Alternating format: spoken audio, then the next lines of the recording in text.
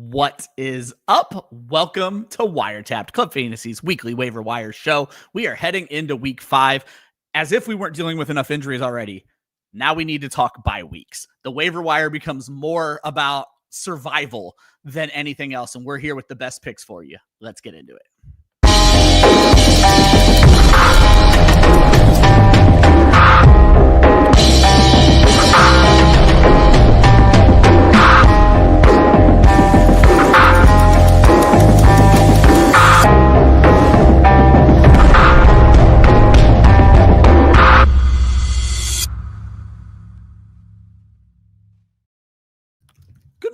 Happy Tuesday. Welcome to WireTapped, Club Fantasy's weekly waiver wire show. I am your host, Brian Weiss. With me, as always, Josh Hudson. Josh, we had another Monday night doubleheader. If I remember correctly, someone joked that there should always be a Monday night doubleheader like last week, and you got super pissed about it. First off, I don't even much love Monday night games, much like I don't like Thursday night games. So it's just like, give me everything on a Sunday. I'm fine with that.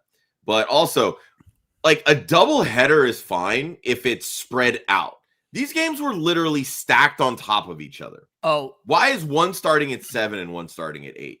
How dumb is that? The complete opposite of you. When that game started at 10 o'clock last Monday, I was like, who the fuck is this for? Obviously West Coast people, but certainly not for me. I don't get playing both of them at the same time. You know, whatever. Especially when they're supposed to be prime time. Yeah. And that's fair. Like, it does kind of defeat the point of prime time that all eyes are on one game. Stephen George literally went where I was about to go. He said they knew one was going to be terrible. Which one, though? Because one had the Bengals and the other had the Jets versus Dolphins. Yeah, right. No, and that's the thing is, like, the Bengals Broncos was setting itself up to be a good game. Yeah, when the schedule was made. Been playing. Yeah. But, of course, unfortunately, he got knocked out early. And, dude, that Bengals offense is in trouble. They cannot call the Jets soon enough to go get Jameis Winston. Yep.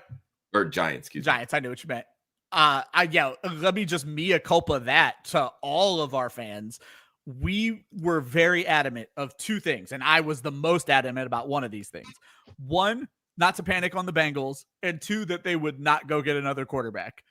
Panic, and they better go get another quarterback. Yeah, I mean, and this is really what it boils down to as well. Like, let's not sleep on the Broncos defense. Like, we've been talking about this for a while. Like, they are a good defense, right? Like, I was saying all week, like, Jamar Chase was going to struggle this game. T. Higgins likely going to struggle. Like, they have a solid secondary. That Bengals offensive line is terrible. Broncos have a decent pass rush. There was going to be problems no matter how you slice it. Pretty sure Cincinnati plays the Eagles this week. It's not going to get any easier. So it's all ugly. Josh, let's just slide into the only real other news we have for Monday night, which is Tyreek Hill destroys his entire knee. This is obviously going to create some waiver opportunities. We even have a question to go with this. So I'm just going to kind of lump all this in together, Josh. Jeff Rodgers is looking for a Tyreek Hill replacement. Let's start with the direct Miami Tyreek Hill replacement. Josh, you and I have been very critical of Jalen Waddle, but I think we're ready to get on board when he's the only wide receiver available. Yeah, I mean, we saw it in his rookie season. Like, he had 90 catches, 900 yards. Like, he balled out. Like, he played like a, pseudo wide receiver one on a really bad team. Guess what? Miami's not a great team right now. No. So he's going to have an opportunity to be the lead guy. He's not going to draw the same type of double teams and threats from a defense that, Tyreek Hill will, but he offers a very similar skill set. He's been in this offense now for 3+ seasons. He knows what the team needs. And good thing for him, Darren Waller looked good on Monday night. Wild. He looked like no time has passed for somebody that hasn't played a game in, however many seasons. He definitely didn't look like a rapper playing tight end. You are not. Well, he still looked like a rapper, just not looked like a rapper. Yeah. I mean, Darren Waller has always been a good-looking kid, but now he's a good-looking old man with lots of money and 2 touchdowns, more than 90% of tight ends on the season. Hey, look, he paid off my player prop, so I'm happy about it. But no, like, that offense is not fun anyway. But truthfully, it's just going to get Devon Achane more involved in the receiving game, which we did not see yesterday because the Jets couldn't stop him on the ground, so they didn't need to throw to him. So, in a lot of these negative game script games, like it's going to be Waddle. You're just going to see a more target funnel offense, basically, right? Absolutely. It's Waddle, it's Achane, it's Waller. Those are the big three. Yeah, I think that makes a ton of sense. Let's answer Jeff's question right on the nose here then, Josh. He's looking for a Tyreek replacement, I'm guessing, as like his wide receiver 2, not necessarily off of waivers, because I can't imagine Xavier Worthy is on waivers. But Josh, if you were picking one of these guys as your, let's call it rest of season wide receiver 2, are you going Worthy, just coming back, Wan'Dale Robinson stepping into a big role, or Khalil Shakir slow and steady? It's Worthy for me, and it's not close. He's the most explosive of the bunch.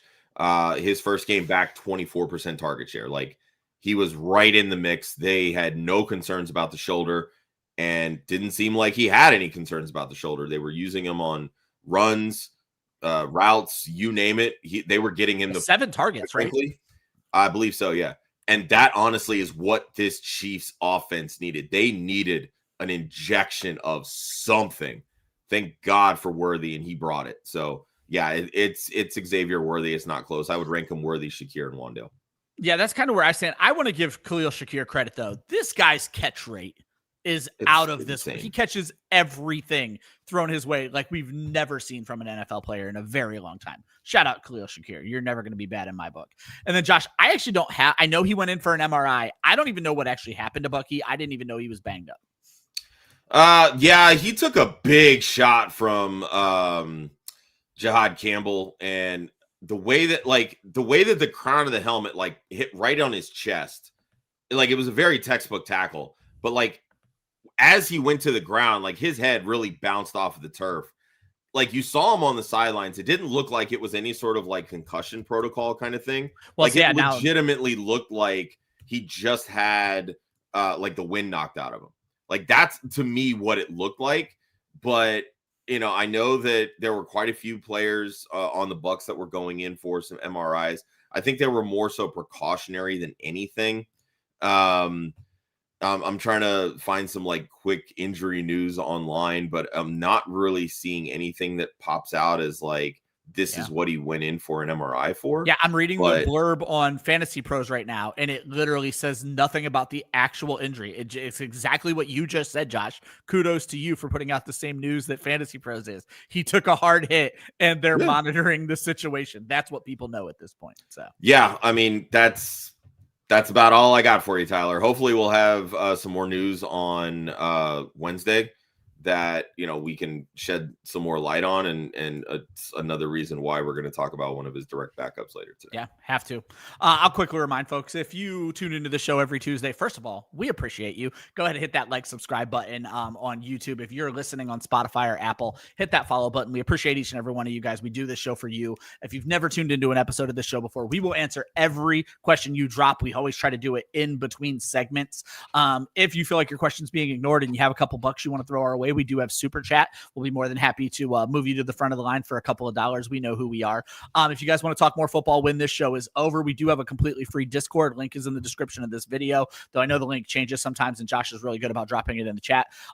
We actually did our first ever live watch party last night. Gator J hosted, had a bunch of our people in there. It was very cool. I encourage you guys to go ahead and jump into the Discord if it's something you're looking to do. And Josh, before we actually move on to waivers, you want to let these folks know about our partnership with Trophy Smack? Absolutely. The fantasy football season is here, and Trophy Smack is where you want to get all of your rewards. They have trophies, rings, championship belts. All of it is designed to tell your league mates who the real champion is. But don't forget to show your commissioner a little bit of love for the thankless job that they have. You can always hit the link in the description of this podcast and check out some of the swag that you can get for both your commish as well as yourself. Just remind your commish who the second most important person is in the league. All of it is available at trophysmack.com/Club Fantasy. We kick the show off as we always do. My top 5 waiver ads for the week. I will throw out there, I do these before the Monday night game, so there were a little bit of weird ones from last night that might have jumped in here. I don't know if they would have or not, but they might have. This article is available live on clubfantasyffl.com. I put this out before the show every single week. Josh, last week I told everybody Trey Benson, he looked pretty damn good, but I have to say my other 4 guys, they were pretty average. This week, I'm hoping for a little bit better track record. I'm starting this whole thing off with another running back because I do not allow good running backs on waivers. Woody Marks, somebody we scoffed at a few weeks ago. Josh, we might need to talk about that. Romeo Doubs is my number 2. Wan'Dale Robinson is my number 3. Elik Emenor is my number 4. And Kendry Miller is my number 5. Josh, let's talk a little bit about Woody Marks. We had some questions about Marks a couple of weeks ago. You and I weren't all the way bought in. He's clearly gotten more involved in each of these last 2 weeks. Nick Chubb ain't it. You and I have publicly said we don't know if Joe Mixon is coming back. Are we bought in more on Woody Marks now 2 weeks later? Yeah, I mean, he played a 58% snap share this past week. The 3 previous weeks, 12%, 28%, 49%. His role is clearly growing, which is a good thing. And that's what you want to see from these young players, especially when they're behind, quote unquote, a established veteran like Nick Chubb. Yeah. But each of the last 2 weeks, he's been at a 44% route percentage. And that's something that he did very well at in college. He was a very solid pass catcher. The news on Joe Mixon is pretty simple. There is no news. So he's eligible to come back this week, but doesn't seem like that's on the horizon. Nope. And quite frankly, if he does, I think Woody Marks' role is pretty safe. It just feels like Mixon's going to slide and take more of what Nick Chubb is doing, which, quite frankly, isn't much these days. I was going to say, if Mixon were to come back at full strength, I think they would cut Nick Chubb. They're not going to move off of Woody Marks. So I don't know that they would cut Nick Chubb, but I also don't think, obviously he doesn't play special teams, but they need a third running back. So yeah. And how much do you really trust Mixon if you haven't talked about him? That's what I said. If he was full strength, it's not happening. Yeah. But no, I mean, look, the opportunity's there, and let's be honest. Houston gets Baltimore this week, and that defense is a sieve. And they just lost Matabike for the year. Marlon Humphrey's out another couple weeks. Like, this defense is struggling straight up. So I don't, not really sure why you wouldn't want Woody Marks, in all honesty. That's where I stand too, but we're not going to talk about why I want Woody Marks. You can read it on the article. We're going to talk about a super chat.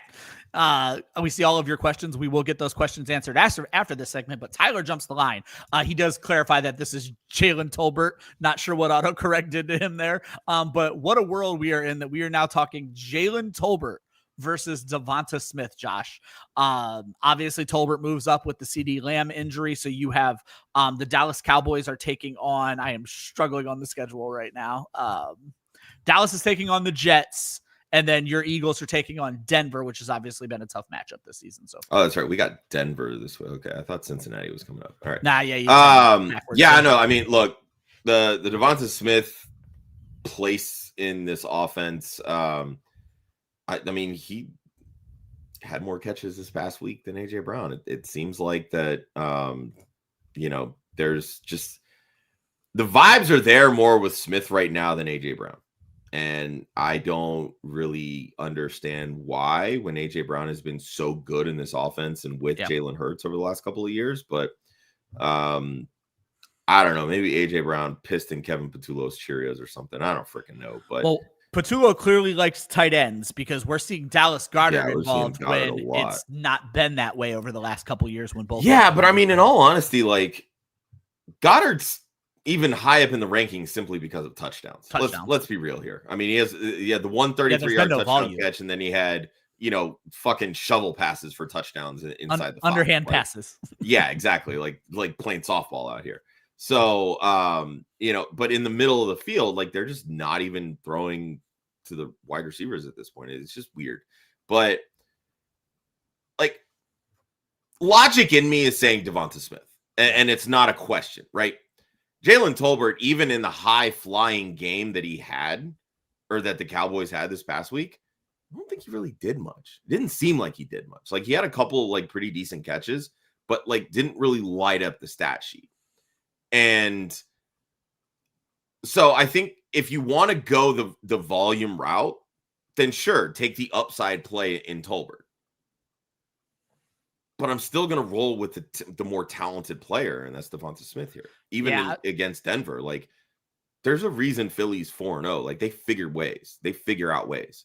And all it takes is that one touchdown for Smith, and he makes your whole week anyway. So Josh, wrapping up the top 5 waiver claims section, let's talk a little bit about Romeo Doubs. I broke a rule here, not the 55% rule. I broke that with Wan'Dale Robinson. Romeo Doubs is on bye, Josh, but I don't think you can ignore what is going on with the Green Bay Packers, and he's coming off of a 3-touchdown game. This might be the best case scenario for folks looking to acquire him, because there are going to be people who don't want to spend all of their FAAB because they can't even use him in week 5. Yeah, something I found really interesting. Over Dobbs's career, he has scored 1 touchdown for every 13.4 targets he has seen. Goodness. Which is actually a pretty solid number. His second year in the league, he had 8 touchdown catches. He had 4 all of last year, and he's already has 4 through 4 games. Obviously, he had 3 this past week. So, look, the way that this Packers wide receiver core has been ravaged by injuries, Romeo Doubs just keeps floating to the top. Like, he is their X. Like, he is their touchdown scorer. We have said this for years. Scorer. Yep. He is their touchdown scorer. You know, Jordan Love looks his way, and when they're not running the football, they're throwing it, right? But they're looking Dobbs' way. And, you know, the target volume's never going to be great. Like, that's just not what Matt LaFleur does. He spreads the football around. I've said this numerous times over the summer, but none of these guys last year had over 6 targets a game. So that's what makes trusting Dobbs so difficult. Yeah. But he's one of those like big time boom bust flex plays that when he booms, exhibit A Sunday night, like he booms. And, you know, sure, there's going to be some games where he only gets like 2 for 40. Then there's going to be games where he gets 4 for 60 and 3 touchdowns. Like, it's in the realm of possibilities. Yeah. Yep. That's basically been my take on it. Is if you're playing the touchdown game when it comes to Romeo Doubs, we're still 2 weeks away from Jayden Reed possibly coming back. And Josh, I told you with that foot injury, I don't know that they're going to rush Jayden Reed back. So I'm going to take the for sure thing here. If I need a 4-play, and we saw the ceiling play as well out of it, but if I need a 4-play flex, Romeo Doubs is fine with me. I'll remind you guys, my top 5 this week: Woody Marks, Romeo Doubs, Wan'Dale Robinson, Elike Emmanuel, and Kendre Miller. You will find the full article on clubfantasyffl.com. I will throw one more reminder out here for you, because this is the first week we have to talk about this. The Atlanta Falcons, Chicago Bears, Green Bay Packers, and Pittsburgh Steelers are all on bye this week. Why does that matter for waivers? Watch who gets dropped. You could see players who should not be on waivers get dropped this week because teams need to fill holes for their bye weeks. Dobbs being an example. If he isn't available in your league, there's a chance he's about to be, because somebody needs to make waiver room. I'm literally negotiating a trade with somebody who's in that exact situation right this second. So keep an eye on it. That's something I always advise you guys. Josh, we have a ton of questions already, to absolutely no one's surprise. Jeff Rogers has Scary Terry and Ricky Pearsall. Anything on their injury status? Someone did just announce in the chat, Pearsall is already questionable. They have the Thursday night game. Terry seeing the specialist, Josh, has me worried. Even if I had him, I'm not trying to play him for the next couple of weeks. Yeah, I mean, he was ruled out with a quad injury, going to see a specialist. I'm definitely not trusting Terry McLaurin at this point. Pearsall's been questionable every single week. Yeah. And he left this game with the same injury, short week. I mean, he probably plays, but it's not, I wouldn't be excited coming off a short week. Yeah. Outside of that, I don't know. I mean, Pearsall will have more injury updates tomorrow because they are playing Thursday, and obviously our previews Wednesday. Yeah, a lot of injury news dropping right now. I'm scrolling through my rankings. The Browns have already announced Cedric Tillman is out this week, so that's weird. Yeah, they were saying after the game that his hamstring injury was likely going to be a multi-week thing. Oh, there you go. Double nerds, double reds. Sorry. He said McConkey is officially the worst pick of their draft. I would urge you to turn in. I don't know if Joe's with us tomorrow night, but I would love to hear Joe's opinion on. I brought it up in the chat, in our NPI chat, and even Joe was just like, yeah, McConkey's fine. But honestly, that feels like take lock at this point. I truly don't know how you can look at what QJ is doing, what Keenan Allen is doing, even what Omari and Hampton is doing in the passing game, and say that McConkey is, quote, fine. I can't see it. I really can't. Yeah.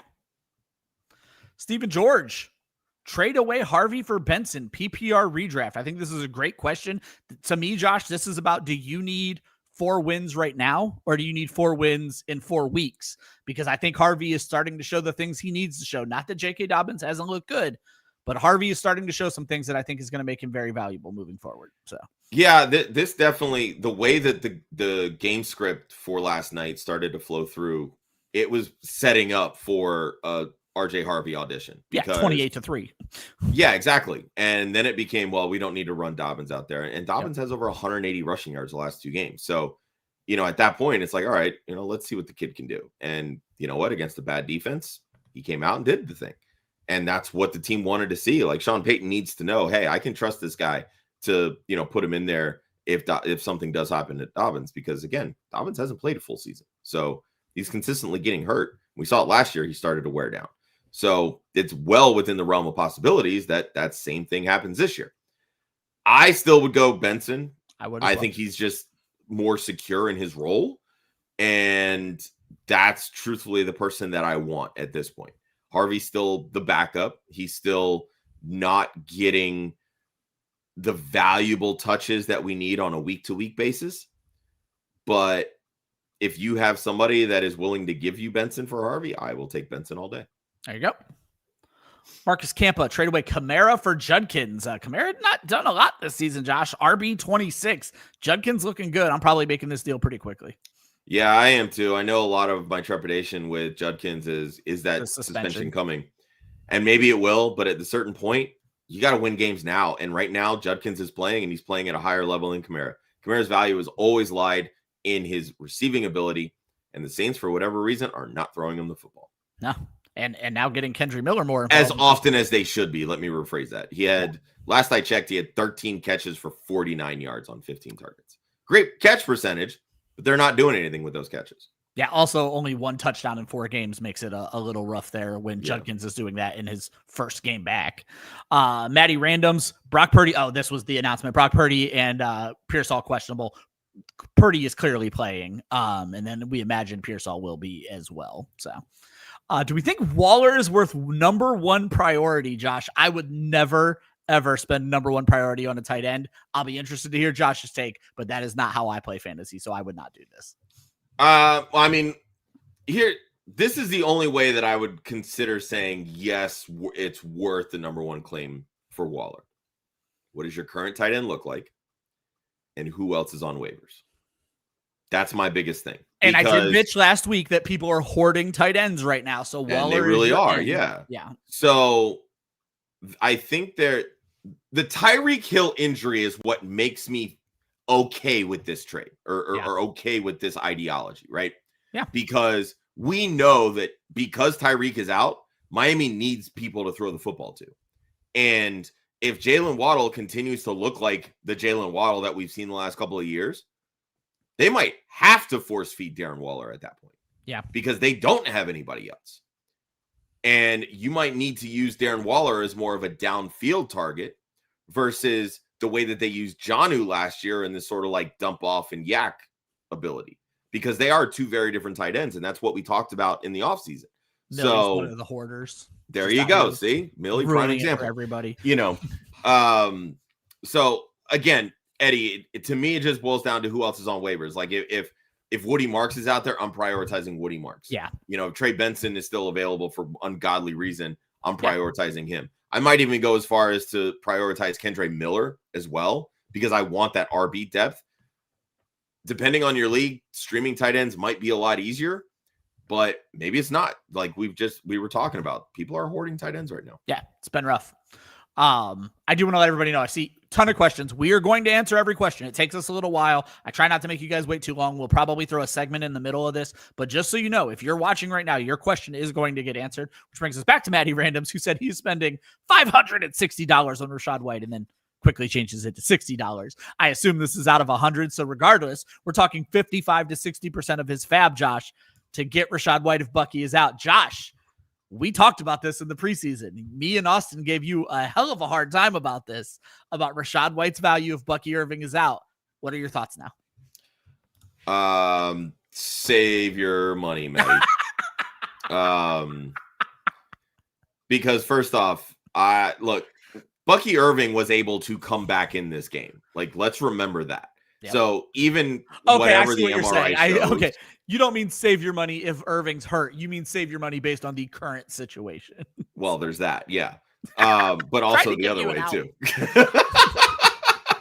Save your money because Rachaad White might quote get the start, but then Sean Tucker is going to look more impressive. So that's the long and short of it. Yeah, Josh is not a big Rachaad White guy. I would tell you 55%, 60% does seem high on the current situation. You are not going to get an answer unless something wild comes up in this MRI.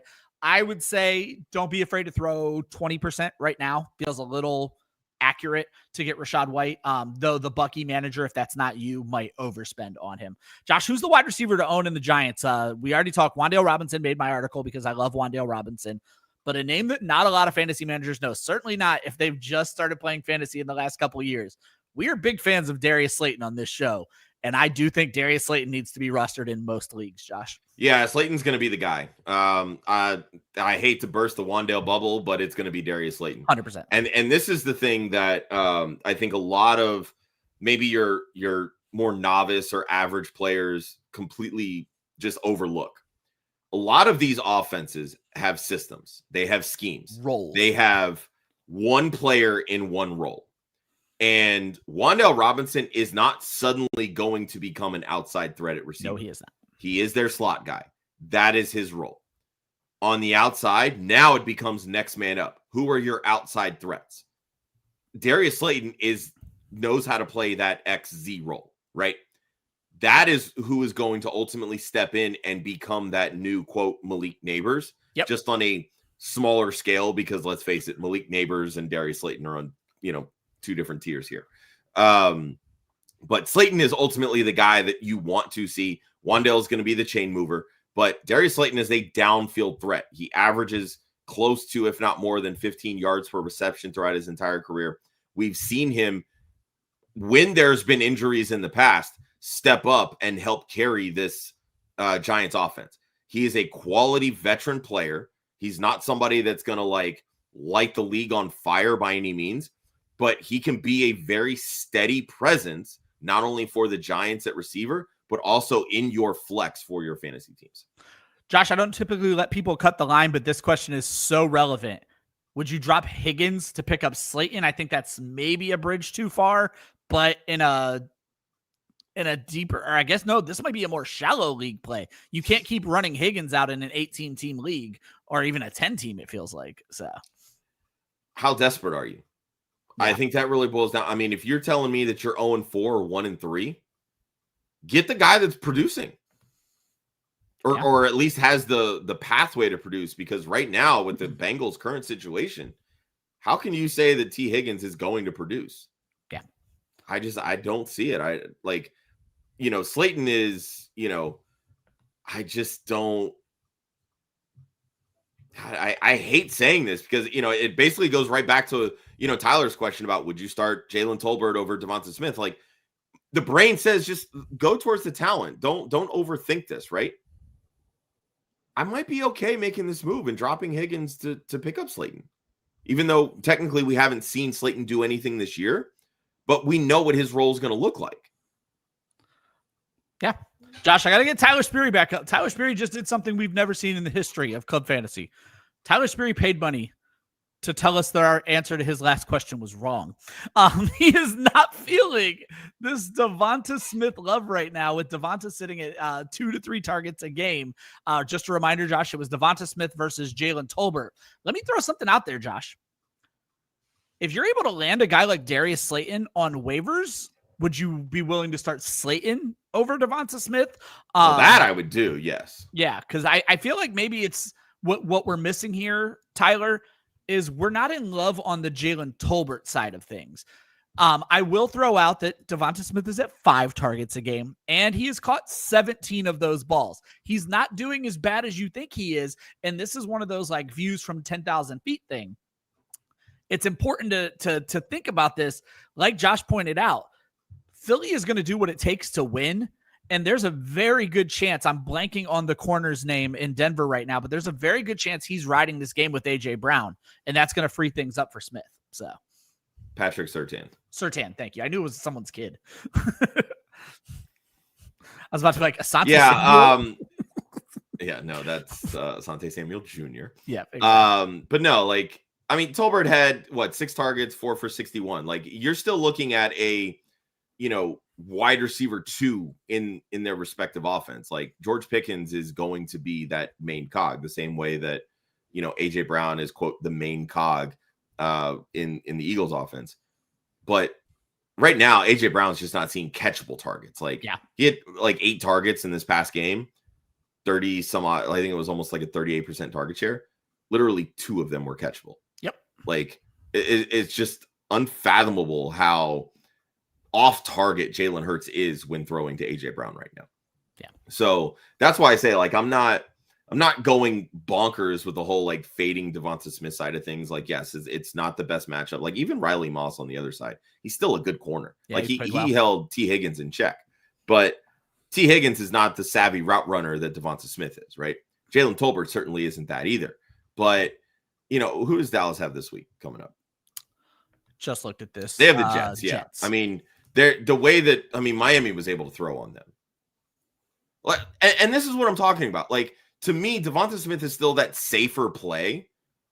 Jalen Tolbert's the upside play because Dallas is going to throw the football. But Dallas also is not afraid to run the football. And the Jets couldn't stop Devon Achane. Yeah. He's a good running back. He's a good all-purpose player. But, like, he's not going to be some, like, bell cow running back that's going to, run all over you 25 times a game. Yeah. And the Jets just gave him the widest of freaking lanes to run through yesterday. Harry Brooks, Benson or Woody Marks. Don't take this too far. It's Trey Benson all day, every day, Harry. It's Trey Benson. Yep. Trey Benson. Yep. This is going to come up a little bit later, Josh, but Steven's been waiting a while. Is Calvin Ridley droppable? You pushed back on this a little bit last week. I'm wondering if your tune has changed. I think he is.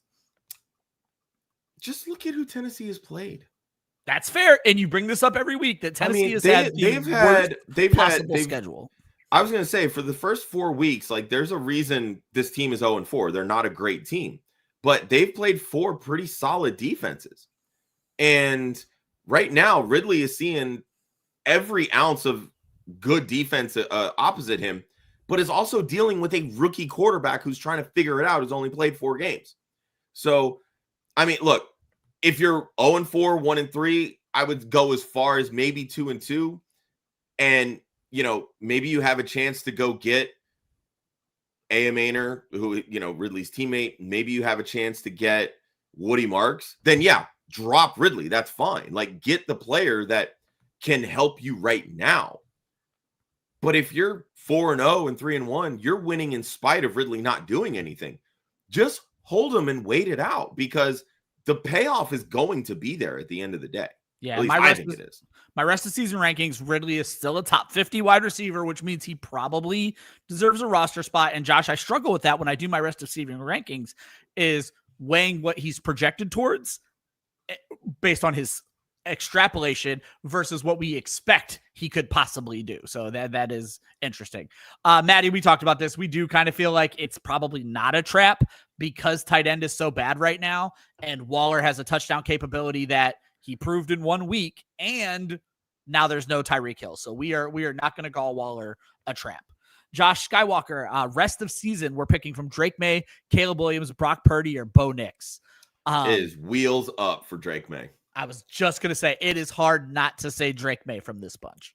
Yeah, I would probably rank them May, Nix, Williams, and then Purdy. Exactly how I'd rank them. And even then, like, I think May, Nix, and Williams all have top 12 upside. I think Purdy is borderline. See, I'm a Purdy hater. So those first 3 guys to me, Josh, here's my biggest issue, Josh, and let's leave Caleb Williams out of this. Bo Nix looked better this week, starting to look a little bit better as a quarterback on the season. What if he can only keep one of these guys? Are you willing to drop Nix to go with Drake May? Man, why are you creating soundbite clips? I don't want to say that I want to drop Bo Nix. Well, no, but Josh, it's a situation people are. No, I mean, it's a legitimate question because most people don't carry 2 quarterbacks. I get it. Yeah. Yeah. I think I would. Yeah, I think I would. I think Drake May is that dude. He's proving it, and he hasn't even this is the first week where he's finally been able to get Stephon Diggs going. He's utilizing Diggs. He's still utilizing Henry, and now it looks like they may get Henderson involved. This offense is evolving the right way. So, yep. George wants to know, should he trade Chase Brown for Trey Benson, Josh? And there are a bunch of Chase Brown questions I'm noticing in the chat, mostly about would you drop his ass? George might be able to go get somebody for him. So, I'm fine eating the loss of ROI and going to get Trey Benson. There you go. I agree as well. I'm going to take the guy who's performing. You need to win these next 4 weeks.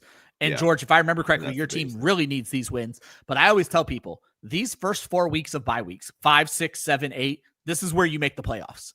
Because if you can navigate these bye weeks better than your league mates, this is where you make the playoffs. Needs to drop 2 from Christian Kirk, TJ Hawkinson, Rashid Shaheed, or Ollie Gordon.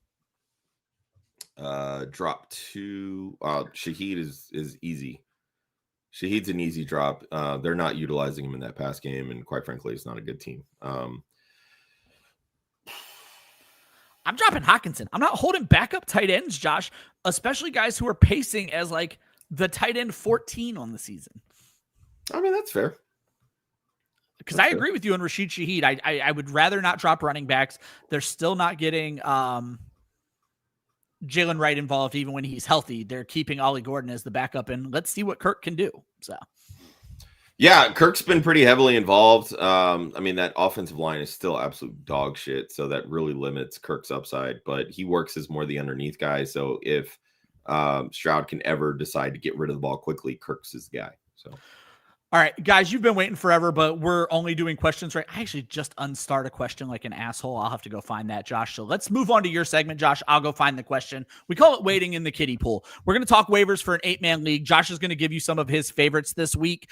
Josh, I'm going to let you just take over here while I go find that question. I just accidentally unstarted. Yeah, how about it? So, for those maybe just tuning in, I went through and I started an 8-team league after some of our 8-team mock drafts really popped up because I wanted to be able to see who really is out there in some of these shallower leagues on waivers. So what I try to do is give, 6 to 8 players that I think can go through, you can add immediately and plug and play, right? Because 8-team leagues are pretty shallow. You can find quality starters on the waiver wire. So starting at quarterback, Jared Goff this week at Cincinnati. I don't need to say much more. Cincinnati's dog shit. And right now, Jared Goff and the Lions offense is operating pretty well, indoors or outdoors. And then Jackson Dart. Look, he came through, did it in a big way, had a rushing touchdown this past week. It truly sucks losing Malik Nabers. But what cures everything is playing the New Orleans Saints defense, and that's who Jackson Dart plays this week. At running back, we've talked a lot about Woody Marks. It's a great matchup this week against Baltimore. The Giants, just talked about with Jackson Dart. Their defense isn't all too hot either. Kendre Miller came through, played pretty well. Seems like he's really starting to work as that sort of 1B in this offense opposite Alvin Kamara. So I like him as sort of like a sneaky play.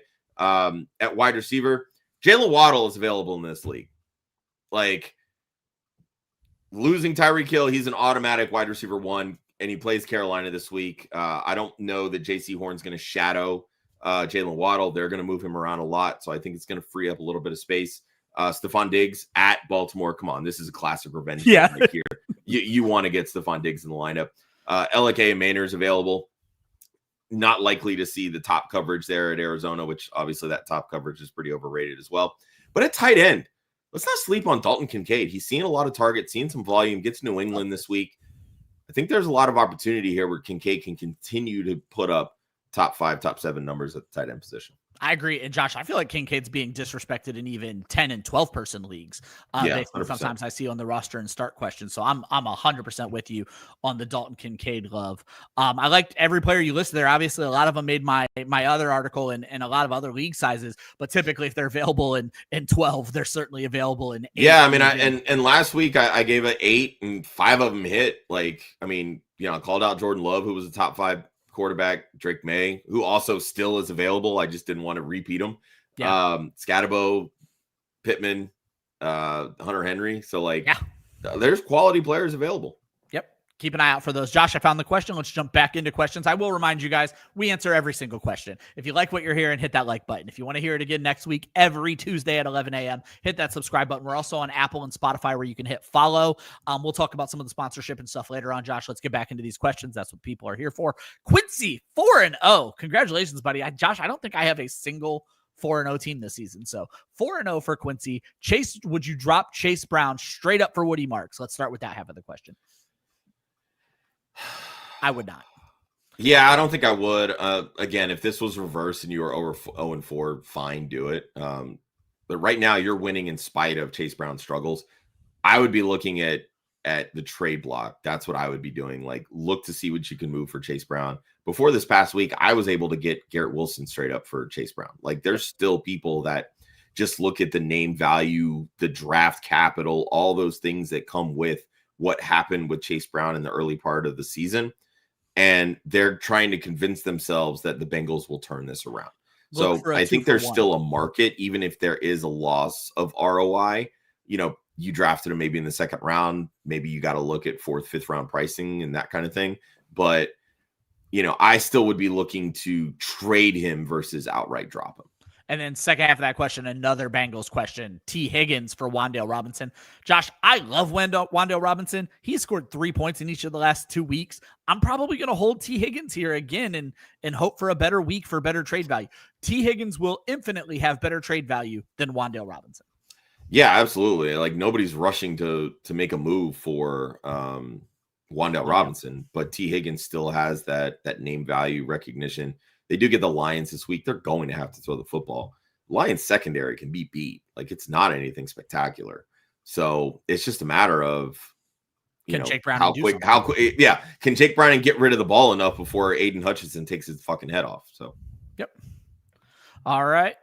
TM, would we drop Trey Tucker for Robinson, Slayton, or Malik Washington? I would not for Washington. I probably would for the other two. Josh, I had turned a little bit of a corner on Trey Tucker, and I was ready to come on this week and own up to it. His numbers had looked good in other games other than the blow-up game. But this week he got shut down, and that's the issue you have when you're dealing with a 5'9", 185-foot speedster. I mean, it's the same thing with Zay Flowers. Like, he got shut down in week 3 too, 100%. Right? Like, it's just the ups and downs of being a smaller outside receiver, plain and simple. That said, this is how I would rank them. Wan'Dale, Slayton, Tucker, Washington. Exactly how I'd rank them. Quincy back in there. Would we drop Brown for Gainwell? I'm definitely not doing this. Eventually Gainwell is going to get picked apart by Jalen Warren and Caleb Johnson. Caleb Johnson is going to get another shot at this, folks. And we know is he though? He is. I'm not saying roster him. I'm not saying roster Caleb Johnson. He is firmly on my drop list. I'm just saying, Josh, you've said this from the start, though. Kenneth Gainwell ain't all this. No, he's a Jag, plain and simple. But that Jag is getting some run. And here's the other thing to remember, too. Kenneth Gainwell's on a bye in week 5. Yep. So you're not getting anything by making this move right now. Exactly. And that gives Jalen Warren another week to get healthy. Once that happens, Jalen Warren now slots back into that 1A type role. Gainwell's usage is there, but it's not near what it was in week 4 when he blew up. There you go. Faid is what I'm going to call you. 8-man league down at wide receiver. Would you drop Pollard for Marvin Harrison Jr. or Godwin? I would drop Pollard for either one of these guys, Josh. So how would you prioritize them? I would prioritize them Godwin and then MHJ. 10 targets in his first game back. Yeah. 3 catches. That's the rust part of it. But again, that Eagles secondary is really good. So I wouldn't focus too much on, the lack of completion percentage and catch rate, et cetera. I just want the piece a good piece that's in a better offense, right? That's what Godwin is right now. He's the better piece in the better offense. MHJ, I think, is, he's going to be a boomer bust wide receiver too. And it's not because he's not good enough or he's not, or that he's just some version of like Jameson Williams or something where he's just out there running wind sprints. It's just this Arizona Cardinals offense and the passing game in particular. It's a Dr. Jekyll and Mr. Hyde. Like one week, Marvin Harrison Jr. is getting 10% target share. The next week, he's getting 30. Some weeks he's getting 20. Like, they just don't know what they're doing. And I don't know. So, I would prioritize Godwin here. In an 8-man league, you want upside. Chris Godwin was the wide receiver 2 when he got hurt last year. Yeah. You want Chris Godwin. Jason William, 2 QB league.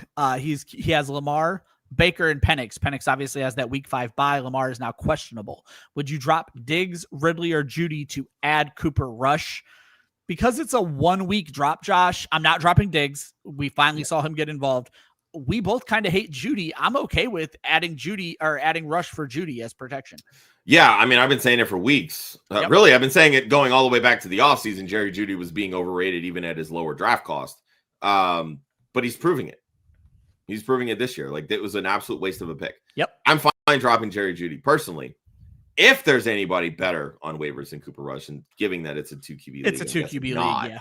At least you're getting your own backup is the thing. Yeah, so get your own backup. To have the Baltimore starter. Dropping Judy for Cooper Rush, I'm 100% fine with.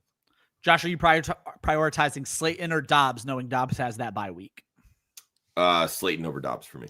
I'm with that as well, even though Doubs made the article. I'll be honest. I'm going to own up to it. I put Wandale in the article. While I was writing the Wandale section, Josh, I realized I had forgotten about Darius Slayton. So he did make the article where I said, if Wandale's not out there, go get Slayton. I would go Slayton over Doubs. Yeah, we touched on Slayton a little bit on anxiety yesterday, Gator and I. There you go. Millie, it's hard right now. I think it's all about 2-for-1s. You need to take Chase Brown and a wide receiver that you're looking to upgrade and look to upgrade that wide receiver is how I would handle it. Well, he literally just dropped this in Chase Brown and Derrick Henry for Bijan. Yes, I'm taking it 100%. I think that's a great move to get a top 3 running back for, I'll be the one to say it. I don't care. 2 downgraded running backs. If Baltimore is going to continue to trail, Derrick Henry's coming off the field. And again, another topic that we talked about yesterday in our chill the fuck out section, I'm panicking on Derrick Henry because if Baltimore is going to continue to trail, Derrick Henry is coming off of the field. That then, of course, limits the touchdown upside that Derrick Henry has. And that is why you roster Derrick Henry, because he's not getting receptions. He needs touchdowns. Plain and simple. Are you eating the week 5 bye on this, Josh? Because he will not have Bijan this week if he makes this move. I don't give a fuck. There you go. Get the better player. There you go. Josh, T. Higgins or Calvin Ridley? I made this joke before. This is whatever the opposite of Sophie's choice is, where you have to force yourself to choose one of these 2 people. All right. Higgins to the Lions. Who do the Titans have? Let's see here. Cardinals. Arizona Cardinals. If there's ever a bounce back, it better be this week. It better be this week. Oh, and Maddie Randoms did just pop up that they are not disclosing, but Ridley is listed as injured already. So keep that in mind as well. Yeah, I mean, let's let the week play out. Let's put it that way. Josh, would you drop Kincaid or Andrews for Waller? I would not either. We love Dalton Kincaid right now. So hold on to him. Fantasy sports, Cammy or Trey Benson?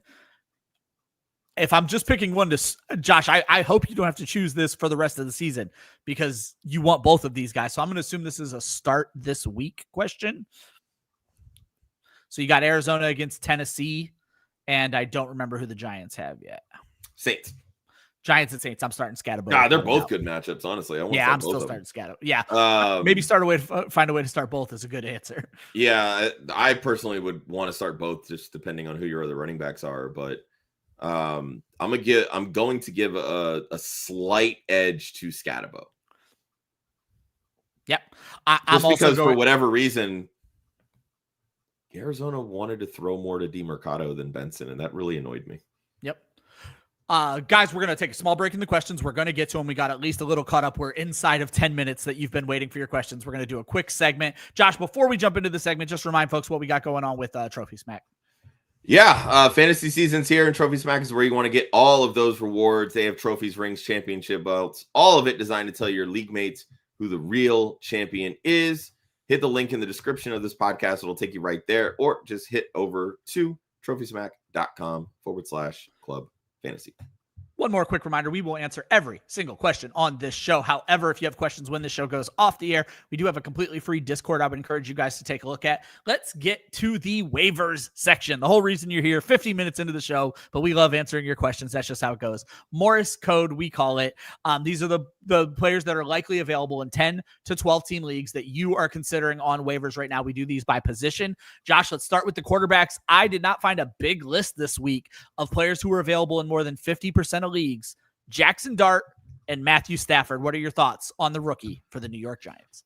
Yeah, I've been saying all week that I wasn't loving the idea of starting him in his first start against a good Chargers defense. He came through with a rushing touchdown, had a quality start. You wanted him in week 5 against the Saints, plain and simple. The Saints defense is not all that.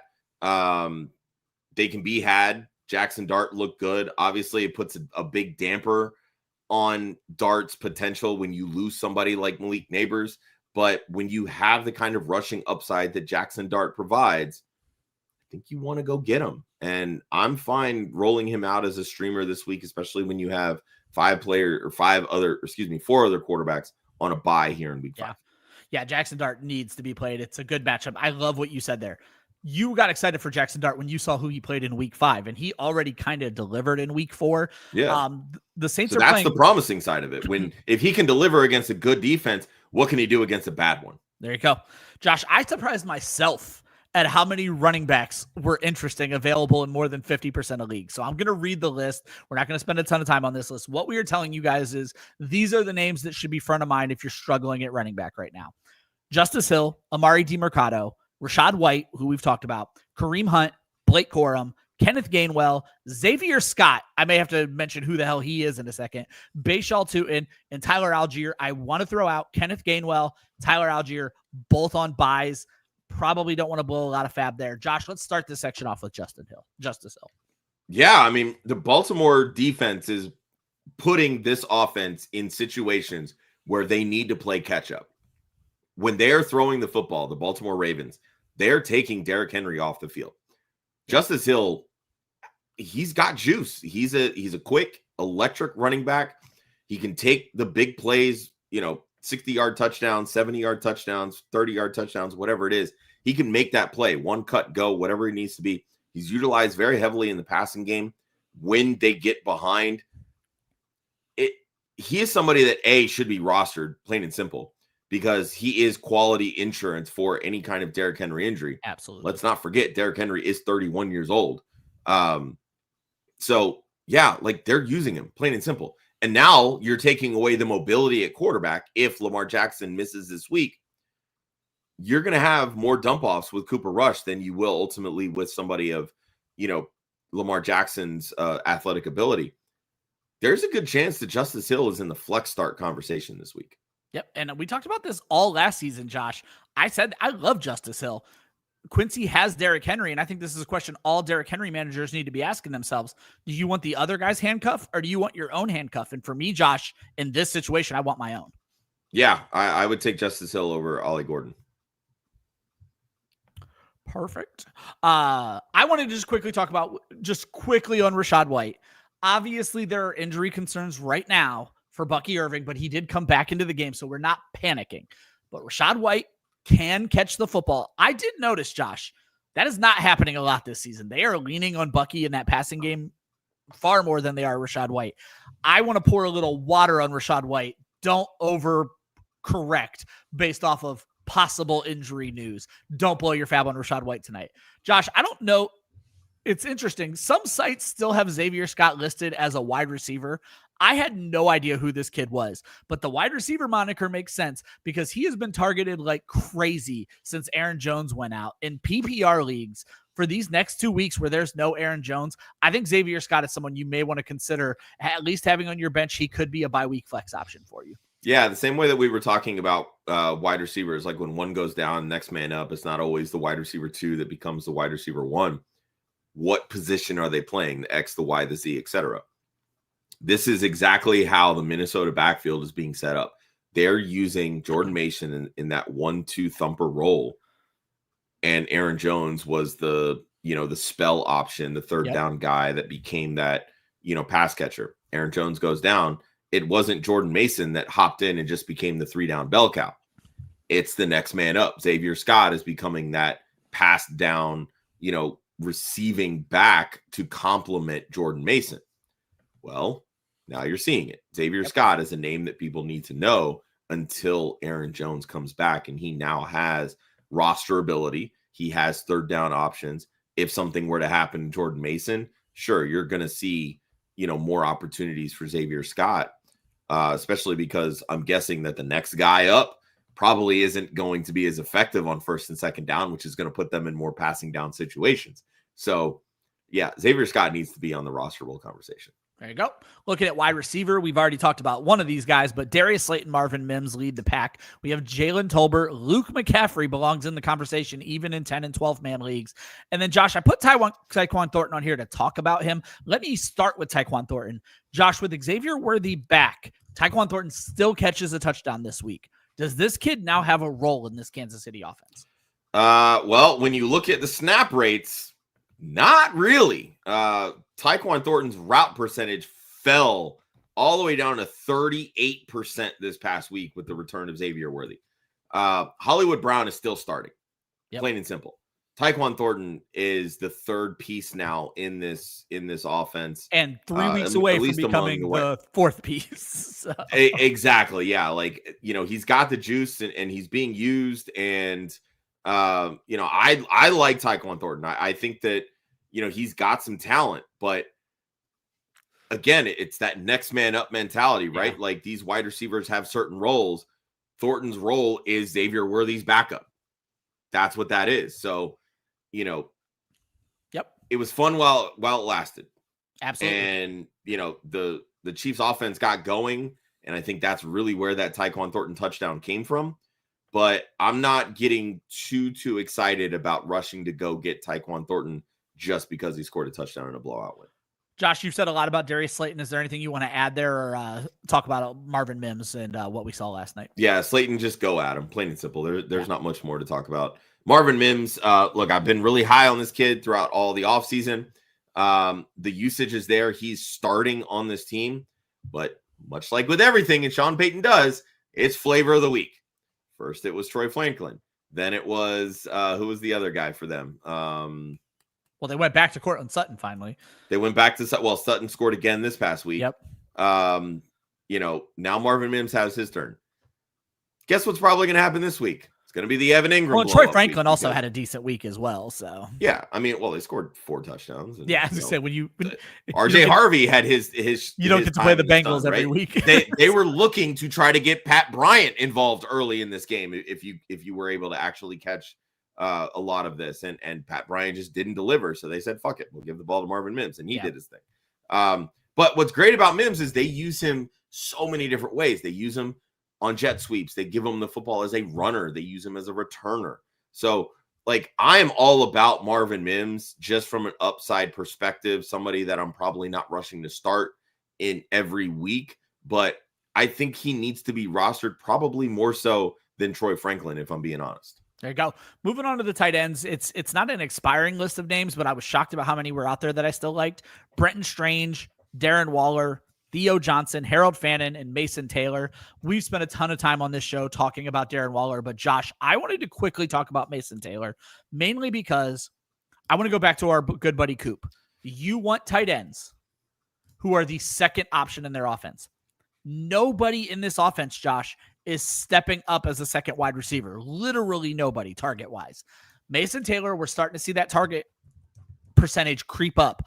I think this kid, as this season moves on, is going to be a tight end that's going to become less of a streamer and more of I'm going to be able to start him every week based on volume.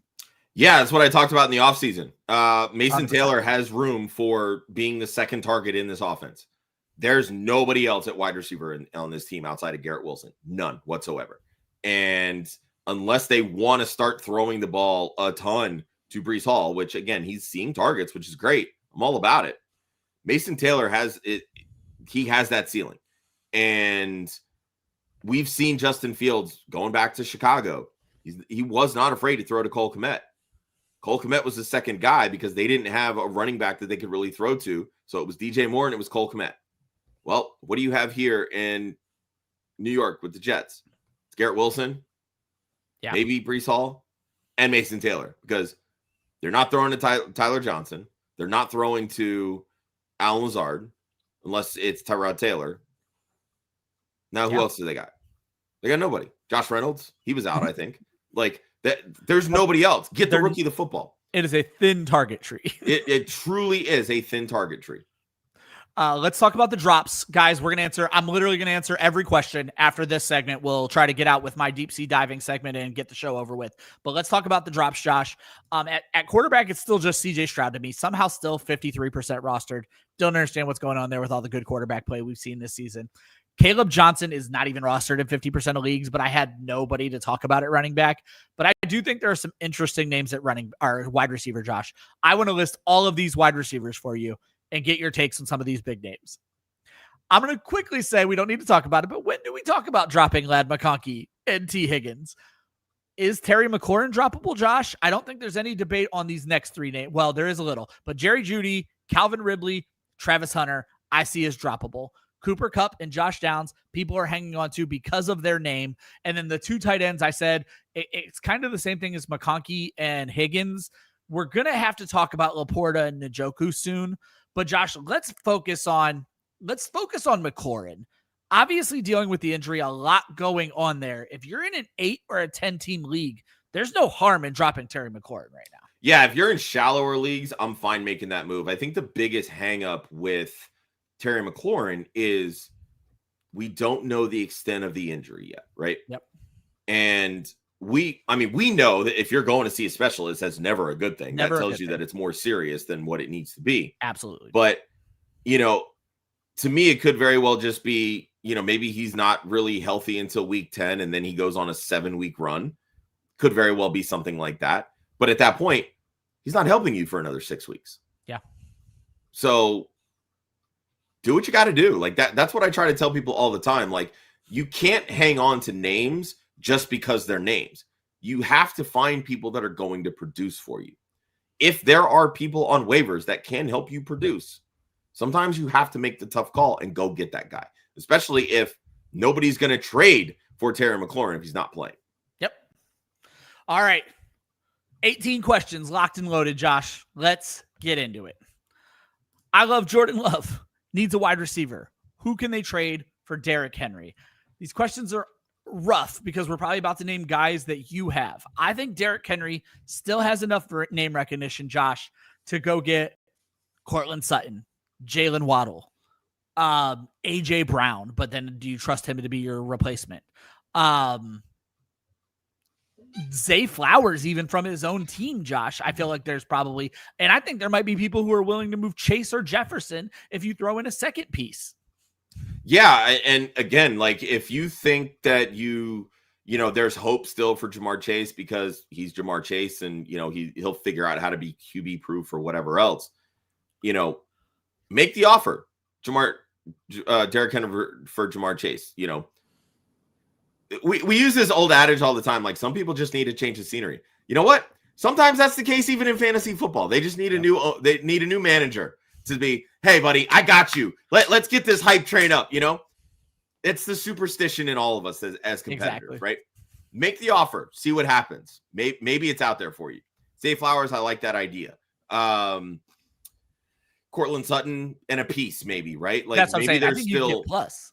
Yeah, you probably can, because there's a lot of inconsistencies with Cortland Sutton and the Broncos, flavor of the week kind of mantra.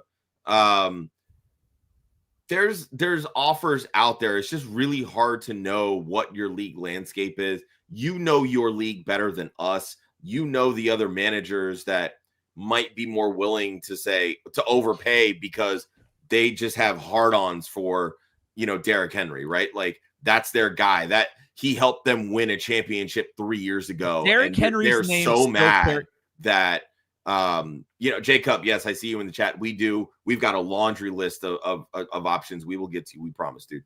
Yeah. Derrick Henry, he's that name value, the name recognition. As I said, I am fine moving off of Derrick Henry because I'm telling you right now, I don't believe you're going to get the return on investment for the draft cost. So try to find that upside wide receiver. If I could get a Devontae Adams for him, I would do it in a heartbeat. There you go. That I think is a quality name that people are going to see. Puka Nacua absolutely crushing it. But then, Adams being the quote 2 on that offense, he's playing like a wide receiver 1 right now. Yeah. Try to make the offer. I'm okay with it. Yep. Yeah, Puka Nacua might be the only receiver you can't get for Derrick Henry right now. Steven, we appreciate you, buddy. I know it's been a while since you guys have asked questions, and we're trying to get to all of them.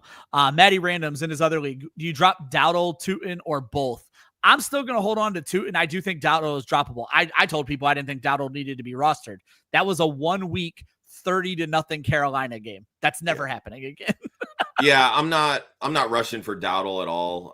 It hasn't really looked good even when he has played. Tootin, I'm more than willing to hang on to. There's a lot of tough matchups coming up for Jacksonville in terms of what those defenses give up to running backs. So you might see a little bit more working Tootin in to kind of give ETN breathers. So I'm more than willing to hang on to Tootin over Dowdle. Nicholas, this was the one that was asked on Twitch. Yeah. Okay, perfect. Craig, Josh and Ryan has a wide receiver issue because of the buys. Drake London and Adunze are out. He only has Troy Franklin. Could he try to get like Pickens or Debo or Wan'Dale Robinson? I mean, if Pickens, Debo, or Wan'Dale are on your waiver wire, I'm guessing, prioritize them Pickens, Debo, Wan'Dale. I would put all 3 of those guys over Franklin. I don't know if this is a waiver question or a trade question. I'm not mad at starting Franklin this week. But if you don't have to give up a lot to get Pickens or Debo, don't give up a lot and go get Pickens or Debo. Yeah. Jordan Mason or Cam Scatabo at the flex, starters are CMC and Cook. I'm going Scatabo. Yeah, Scatabo is just more well-rounded at this point. Mason's just not being used in the passing game. Who does Minnesota have this week? The Browns. Yeah, give me Scatabo. Yep. All right. Twitch question, Jay Cup. Trade Adunze, Pollard, and Bill. Adunze, Pollard, Bill, and Tutton to get Barkley and Benson. I'm not moving Rome Odunze, plain and simple. Yeah, it's the wide receiver 1 in Chicago. I mean, you are freeing up 2 roster spots. Josh, you're obviously down on Barkley. No, you're trading 1 roster spot. Well, I guess Tootin, yeah. So yeah, I assume it's all 4 for these 2. I feel like it's an overpay. I don't know. I mean, look, it's a massive upgrade at running back. But I don't know that we don't know the state of your wide receiver room if you're moving Odunze. I think that's the biggest thing. Okay, here's the whole JSN, Abuka, Golden, Ridley down. Golden, I'm Ridley. not making that move. He'll get CD especially Lamb because back. you lost CD Lamb. Yeah, I'm not making that move.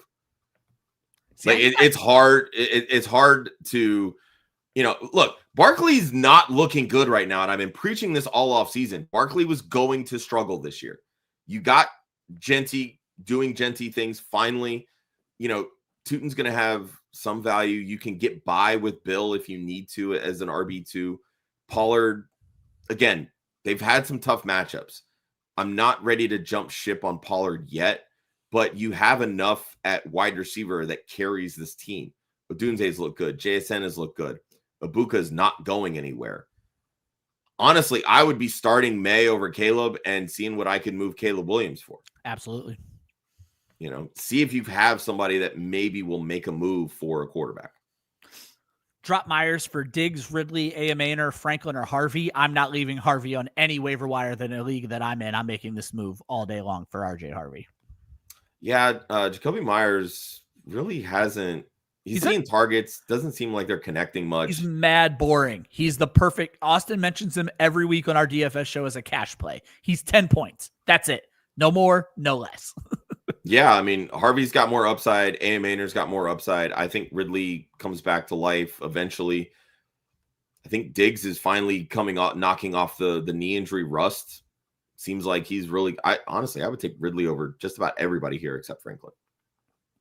Wow. Flex Benson or Wan'Dale. Josh, I'm going to start the guaranteed volume. I want Wan'Dale to be a thing, but the last 2 weeks he hasn't been, and I don't know that changes much. So, I mean, it's against the Saints this week. Like, that's true. He should be.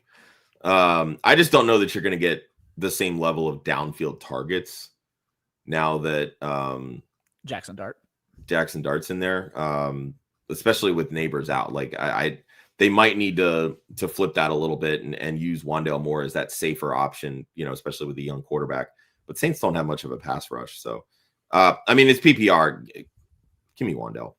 They're not throwing to Benson the way that we want them to. That's true. Now that he's the bell cow. Speaking of which, would you combine him with Derrick Henry and go get Bijan Robinson? I would do this trade in 1,000 times out of 1,000. Yep. Go make that trade. And we don't care that Bijan's on bye. We talked about that earlier. Rest of season, Zay Flowers or Rashee Rice? You're waiting 2 more weeks on Rashee Rice, Josh. I think I still want Flowers. Yeah, I was going to say Flowers. I understand Flowers is coming off of a down week. Obviously, we're dealing with a little bit of Lamar Jackson injury. Flowers is who Flowers is. I don't know 100% who Rashee Rice is when he comes back. I like him. I was going to say, because we really haven't seen good Xavier Worthy with Rashee Rice. Yeah. And I think that's the biggest thing here is that everybody's hanging on to that 3-game sample size from last season before Rashee Rice got hurt, where he was averaging 10 plus targets a game. The way that they're using Xavier Worthy right now, he's the juice for that offense. Yeah. Is Rashee Rice going to come in and see 8 plus targets a game at that point? We truly don't know. We don't know. Whereas you know what Zay Flowers is going to get, and we know there's upside to Zay Flowers. Yep. Drop Burden or Monangai. Bears are on bye this week for Woody Marks. Either or. I don't care which one it is. I told folks, I even mentioned this in my article. Burden is a lottery ticket that you have to have patience on. If you're going to worry about dropping him every week, just do it this week and be done with it. Yeah, I'm fine with it. Luther Burden's still very low on the pecking order. Like, he had the big week, 3 for 101. That was an offensive explosion. He's still not seeing the routes. Like, DJ Moore's still starting over him. So, like, if you wanted to hang on to the running back, I'm fine with. Like, drop Burden, go get Marks. You can drop Monangai and get Marks. It truly does not matter. Cody, I don't know if you asked a follow-up to this. I'm going to try to scroll. This is way too vague. Josh, I don't know if you can give any sort of answer here. Trade ideas with Judkins and Metcalf. Do we mean Judkins for Metcalf, or we're looking to move both of those guys? If you're looking to move Judkins and Metcalf, Josh, I feel like you can attack the Bijan Robinson manager on bye right now. Like, again, I don't know how I want to answer this question. It's a little too vague. It is pretty vague, Cody. If you give us a little bit more context, we can probably be a lot more help for you. Yep. I'll keep you started and I'll keep a lookout for you for the rest of the show. We'll come back to that. Josh, Connor, do we trade Bijan for Hampton and Adunze? That's a hell of a question. Has Josh Allen, has Judkins and Hendo. This guy's going all out for the rookies. So, Josh, would you do this? We say this all the time. Don't trade your best player for depth. But he needs wide receiver back. You're getting a top 10 wide receiver in Adunze. You're getting a fringe top 12 running back in Hampton. Judkins is a fringe top 15 as long as he doesn't get suspended. Henderson obviously has upside if they ever give him an extended role. I mean, if you're going to trade Bijan, this is the kind of return that I want, right? Yeah. I'm making this trade. His wide receivers need help, and I love Hampton rest of the season. Yeah, especially without Najee. Like, Hampton gets a huge boost. Yeah, I'm making the trade. Flies in the face of my offseason takes of Hampton. But, yeah. I don't like giving up the best player. This is the kind of return that you want to get if you're moving a player like this. 2 top 10 guys for a top 1 guy makes sense. So, Timon Shamus, trade Amon-Ra, Scary Terry, and Chase Brown for Zay, Brees, and JSN. So, Josh, I think this question makes sense if you flip it over, because immediately I was like, God, no. But getting JSN back in an Amon-Ra St. Brown trade isn't awful. So you're trading Amon-Ra, getting JSN back, and then turning Terry and Chase Brown into Brees and Zay Flowers. I think I make this trade. Again, another team whose wide receiver room is in a little bit of trouble. Yeah, and it kind of goes back to the last question with Bijan, right? Like, you don't love trading your best player, but you're offloading 2 question marks in Terry McLaurin and Chase Brown. you're getting another volume wide receiver in JSN. You're getting quality depth here in startable Zay Flowers, startable Breece Hall. Yeah, I'm okay making this move. Me too. Zach, would you start Woody Marks over Kamara? Obviously, we've talked about this. Mark's volume going up, Kamara's volume being boring. Kamara is still the RB26, Josh. I don't think I'm ready to make this full-on move quite yet. I mean, this week it makes sense with Marks against Baltimore, but I mean, we see it all the time about, starting players off pop weeks and then defenses figuring them out. There's also a really good chance that Woody Marks just popped because the Texans were up 26-0, right? Like this is kind of the same thing with RJ Harvey, right? Like, I don't think it's a case of like, quote, putting the genie back in the bottle. They're still going to rely on the veteran, but the signs have been very promising for Marks. They have. And Kamara has been very blah. Absolutely. If you want some juice, I would start Marks. That's what I'll say. I'll be honest. Because again, it's a good matchup against Baltimore. It's the exact advice I took from you, Josh, about starting Cam Scatterbo this week. I didn't love the matchup, but you're like, look, you've been riding with this kid. Do it. I started him in 2 leagues. I wasn't mad about it. So. There you go. Drop Fannin for Waller. Josh, I've been looking at this Brown situation. It's ugly. Obviously, Fannin looked really good for a couple of weeks. I would make this drop. I'm okay making it, yeah. Yep. Zuxley over on Twitch got offered Adams for Trey Benson. It's a very fair trade, Josh, if you're running back needy. Adams is probably still the better asset, but if I need running back, I think this is a fair trade. Yeah, in a vacuum, I want Adams over Benson. But again, I mean, trading a startable running back or, fringe top 12, top 15 wide receiver for a startable running back. Like, again, if you need running back, I'm not mad at it. Yeah. But I want Adams, truthfully. I'll figure out running back later. Jonathan Santiago would like us to rank Wandale, Shakir, Washington, Kirk. Josh, for me, it's flip the first two and then flip the second two. I would go Shakir, Wandale, Kirk, Malik. Ditto. Oh. Nothing more to add. Zach is just co-signing for us in the chat. We appreciate you, Zach. Bird Magic, Monty or Jordan Mason? Now, this is a decent question. You mentioned earlier who Minnesota has, and I don't remember off the top of my head. Cleveland. Whereas Monty has Cincinnati. I think Monty is a sneaky play to find the end zone multiple times this week. Josh, I would go David Montgomery. Yeah, if we're talking rest of the season, it's Jordan Mason, but this week I might side with Monty. Yep, that's exactly where I stand on this one. Patty being offered either Barkley or Hendo or Cook for Amika and Kyron. So he can turn. I guess, Josh, let's start with who's the worst running back of this bunch. Do you consider it Barkley or do you consider it Henderson? Oh, Henderson's easily the lower tier of all of them. Okay. So would you do Hendo and Diggs for Amika and Kyron? I make that trade all day. Henderson and Diggs. Oh, God, yes. Yeah. I think that's... Ibuka is the best one in this deal. Oh, hold on. No. Yeah. Never mind. It's coming in. He's giving up Kyron. I don't... I'm not giving up Ibuka for Barkley. James Cook and Diggs for Amika and Kyron. I still don't think I make this trade. I know James Cook is our favorite. Travion or Cook and Diggs. So if I could get Cook and Diggs for Ibuka and Kieran, no, not doing that. No, I want the Ibuka side. Yeah, keep Ibuka in either deal. Yep. Yeah, we're not making that trade, Patty. Hang on to it. I mean, he's got really good wide receivers. I mean, go back to that, Ryan. I unstarted. That's going to be a little harder. It would have been sometime around. I mean, they had Amonra and Nico plus Ibuka. So, I mean, you're basically trading your wide receiver 3 because you still have 2 really good studs. So I guess that's and Rome. You could make an argument that Ibuka is the 4th best wide receiver on this team. So now I make this trade to get Cook. So. Yeah, I would do this to get Cook 100%. Yeah, I mean, Cook is going to solidify your RB room. Now you've got a lead dog between, Hall and Kieran.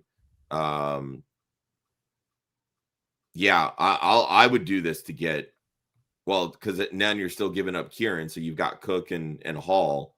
Yep. Yeah, give me Cook. You're getting better at running back for a wide receiver you don't quite need. So, yeah, 10-man 4-0 for Quincy, another 4-0 team. Just traded Terry and Trey Benson for Mike Evans. I don't know if I love that one for you, Benson Quincy. for Evans. I was gonna say it's not quite the same level as the DeVonta for Evans trade. I think you could have probably done more for, especially when you already have Ibuka. You don't need Evans. Yeah, don't know if I'd have done that one. That's okay. Hopefully it works out for you. Another 4-0 team from H13. RBs are thin. Made moves this week. Lost Tyreek. So they have Saquon, Monty, Dobbins. Your RBs are not thin, my friend. We've seen worse. Trust us. Saquon, Monty, Dobbins, Tootin, Rashad White. So would you offer Monty or Tootin for Scat or Henderson? If all I have to give up is Monty and Tootin to get Scatabo, I'm doing it. Yeah. Scatabo is the best piece in this deal. Scatabo is by far the best piece in this deal. That's exactly how I would look at it. So, yeah, we're down with that. Skywalker, I'll let Josh answer this. We don't know what the hell's going on. He is not going to get traded, though. I can say no, he's not getting traded. It's just Kevin Patullo being a fucking dumbass. That's all it is. Yeah, it's really all it is. They're force feeding him targets to try to make him happy. It feels like, because they just, in their minds, they don't need to throw the football, which is incorrect. They do, because Saquon Barkley's just not doing anything on the ground. And you're working in new offensive line pieces. You have a new starting guard, Tyler Steen, coming in. Lane Johnson's been in and out of the lineup. Landon Dickerson is getting blown up in past sets. He's not healthy. He suffered an injury in the beginning part of the season. He does not look like his Pro Bowl self. And that, to me, has been the biggest issue with this Eagles team. The injuries are causing them to not be able to run the ball as effectively. And as a result, Jalen Hurts is having to scramble and move around the pocket. Yeah. And when that happens, the freelance side targets DeVonta Smith. The freelancer does not target A.J. Brown. Yeah. And the routes that they're having A.J. Brown run, that's exactly very similar. What I was going to say. It's very similar to last year with Marvin Harrison Jr. in Arizona. You have a very talented wide receiver, and instead of utilizing him on routes where he can get open and make plays, they're running clear out routes. They're running useless routes. That's what A.J. Brown right now is doing. It's 9-yard hitches and slants. That's all they're running him. They're not utilizing his downfield ability. They're not utilizing the fact that he beats man and press coverage like no wide receiver in the NFL. They're not utilizing A.J. Brown to the best of his ability in this pass tree. And that is the biggest problem right now, Skywalker. Josh, I am so glad Zuxley followed up. He was giving up Benson to get Adams and needs wide receiver. Take this trade immediately. Yep. You have Genty, Judkins, you have Swift, you have Marks, you still have Pacheco, who is still a starting running back for now. Yep. You need the wide receiver help. Adams answers that question. Take that trade immediately. Agreed. This is a tough one, Josh. Hunter Henry is. It really isn't. It's Hunter Henry. Okay, I was going to say. Don't fall in love with the fact that Dallas Goedert has scored 3 touchdowns this year. You don't get last week's touchdowns. Always remember that. Yeah, so. Hunter Henry is more involved in this offense than Dallas Goedert is in Philly. TGL Ruby got offered Bowers and Hendo for K9 and Warren. I want the Bowers side of this all day. I know he hasn't been elite, but he still, I think, wins this trade. He hasn't been elite. You're getting a massive upgrade at running back. And are you really downgrading that much at tight end? You think? You're right. I mean, K9 I don't know that I'm calling K9 massive over Henderson. He's good some weeks, and then other weeks it's... Well, he's good some weeks, but when has Henderson been good? He's not even getting snaps right now. But we're patient. Like, he finally overtook Antonio Gibson this week. Finally. He got in the end zone, but he's not even producing from a receiving perspective, which is what we thought he would be doing. And then Warren is the tight end 4 right now, so technically it's not even an upgrade at tight end. And that's what I'm getting at. Like, you're buying into the Brock Bowers name. That's they what actually you're have doing the right now. same amount of targets, the same amount of receptions, the same amount of touchdowns, 0, except I will put it to you this way, Ryan. No, Josh, which you don't have to offense do you want a piece of right now? The Colts or the Raiders? The Colts. Actually, you had already talked me into it. I'm looking at these stats. I bought Brock Bowers' name. You want K9 and Warren. I looked at the numbers instead of the names, and that's something we have to do on a lot of trades. That's what you need to do, yeah. Yep. Zach is 2-2, has Nix, Hall, Judkins, Flowers. I'm not reading your whole roster, buddy. Sorry. It's the Woody Marks over Kamara question. So he's 2-2. He needs the win this week, but I would say 2-2. You're not desperate yet. I'm still going Kamara. I'm sure Josh is still going Marks. So Hall, Judkins, those are the two starters. You're starting Nix. I mean, Chase, Flowers. I would argue you're starting Olave in the flex and not one of the running backs. Yeah, I said chase the volume. Chris Olave is like second in the NFL in targets this season. So, yep. Cody, can we give him trade? Oh, never mind. That's my. Yeah, that was the same question. Cody, if you're still listening, dude, you got to give us more context. Oh, no, Josh, that was still my start from a half an hour ago. So that was just me accidentally re-clicking it. I think he left us. That's okay. Wandale, Slayton, Rice, Ridley, rest of season. You're moving Rice to the front of this. Yeah, Rice to the front of the line. I'm still putting Ridley ahead of the Giants duo, and it's PPR. I'm going to take Robinson over Slayton. Perfect. Josh, if you want to start questions, I'll knock out my segment real quick, and then we'll end this show on questions. Last segment of the show, folks, is deep sea diving. This is 14 teams. We've talked about the smaller leagues. Let's talk about the bigger leagues. I play in a 14-team home league. These are the players that are almost all available in my 14-team league right now. I just have a big list of players here for you. I'll mention a few interesting tidbits on some of them. Sam Darnold is really the only quarterback I felt to put here. We'd mentioned Matt Stafford in the other one, but I think Matt Stafford might be in play this week for 10 and 12 team leagues. Darnold is in play in deeper leagues. Spencer Rattler has been surprisingly good. He's like the QB 18 in fantasy right now. He's not as bad as we thought he was going to be. Emmanuel Wilson looked okay in relief of Josh Jacobs this week. He is on bye, though. Brashard Smith starting to get some play in Kansas City. Chris Rodriguez. Tyjae Spears comes off of IR this week. Keep an eye on him.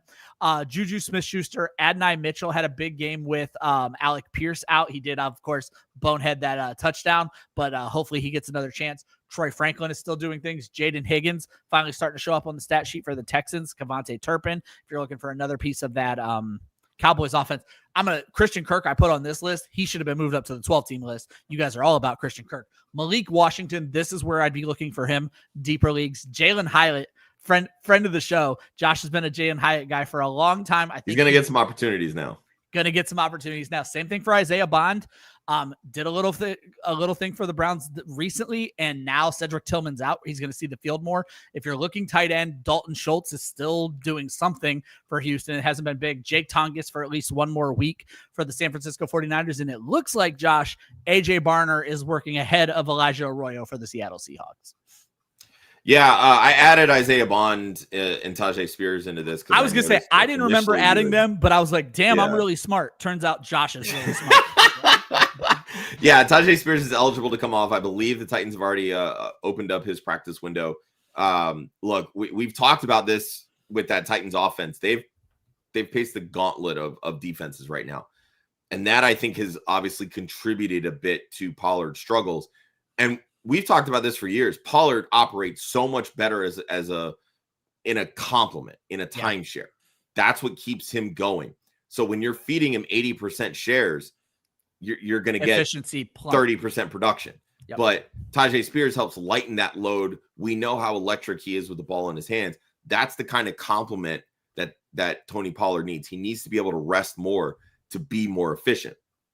Isaiah Bond, they gave this kid, who was an undrafted free agent, a fully guaranteed deal.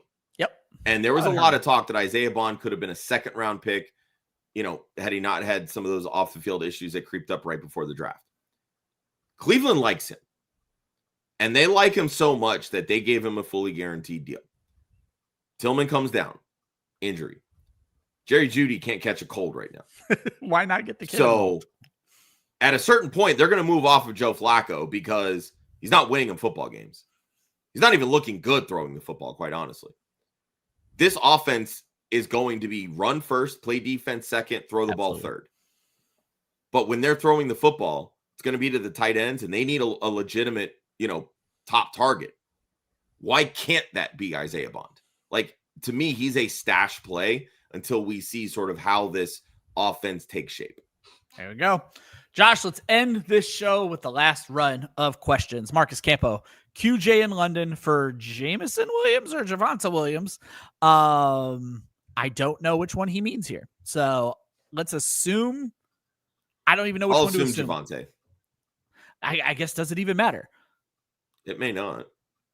So, but if he's talking about running backs, I'm going to assume it's Javonte. So he has Saquon and Jacobs. He would still have JSN, Pittman, Tet, and Myers. Tetaroa. Come on, man. Tetaroa. I'm sorry. I'll get there. T-Mac and Myers. They write it Tet. It throws me off. Makes me disrespectful. I mean, in a vacuum, I want QJ in London. I don't think I do. I think Adams is outperforming London, and I want the running back. In a vacuum, I think I want Adams and Javonte Williams. Yeah, I mean, considering Saquon struggles, you might be right. Yeah, I'll take the running back. I'm definitely being blinded by QJ's production. Yeah. Versus team needs at that point. Yep. Bang and play. Thoughts on the team has Jalen Hurts, Saquon Barkley, Jordan Mason, Jamar, JSN, McBride. Obviously, season has not went to script, but you are still 3-1. So things has worked out really well for you.